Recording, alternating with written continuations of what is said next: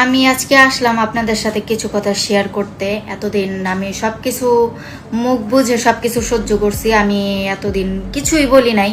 এত আমার উপর নির্যাতন হয়েছে, এত কিছু হয়েছে, আমি কিছুই বলি নাই। তো আজকে আমি আপনাদের সাথে সব সত্যি কথা বলতেছি।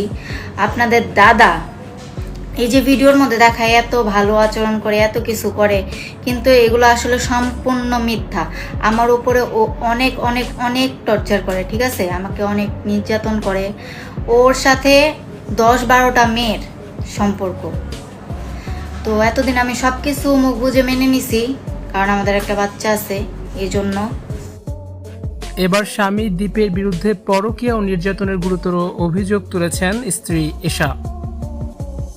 সামাজিক যোগাযোগ মাধ্যমে যারা নিয়মিত টিকটক দেখেন তাদের কাছে দীপ ও এশা একটি অতি পরিচিত এবং জনপ্রিয় নাম। পর্দায় তাদের হাসি খুশি মিষ্টি মুখের সম্পর্ক এবং চমৎকার রসায়ন দেখে বরাবরই মুগ্ধ হয়েছেন লাখো ভক্ত।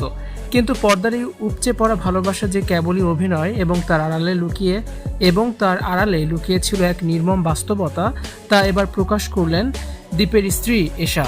সম্প্রতি স্বামী দীপের বিরুদ্ধে গুরুতর শারীরিক ও মানসিক নির্যাতনের অভিযোগ এনেছেন তিনি।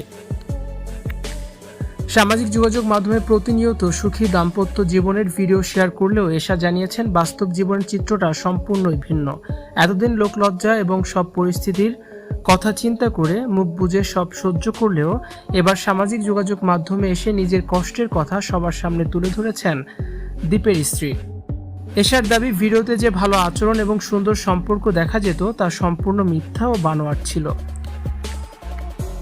স্বামীর বিরুদ্ধে অভিযোগ এনে এশা জানান, দীপ এক বা একাধিক নয় বরং অন্তত 10 থেকে 12 জন নারীর সাথে পরকীয়ায় লিপ্ত।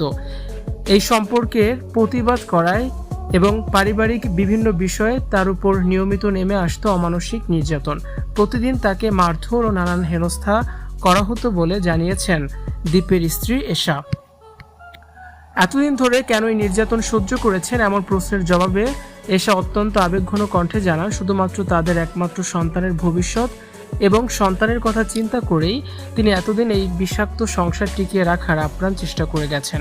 কিন্তু দিন দিন নির্যাতনের মাত্রা সহ্যের বাইরে চলে যাওয়ায় তিনি মুখ খুলতে বাধ্য হয়েছেন।